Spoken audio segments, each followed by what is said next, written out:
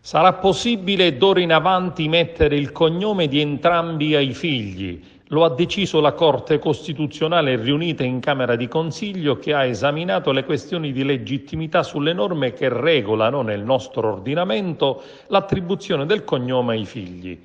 Una sentenza che stravolge l'impostazione tradizionale riconoscendo il principio di eguaglianza ad entrambi i genitori. La Corte, dunque, ha ritenuto discriminatoria e lesiva dell'identità del figlio la regola che attribuisce automaticamente il cognome del padre.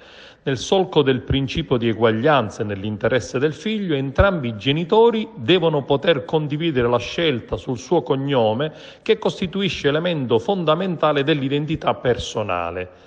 La regola, dunque, diventa che il figlio assume il cognome di entrambi i genitori nell'ordine dai medesimi concordato, salvo che essi decidano di comune accordo di attribuire soltanto il cognome di uno dei due.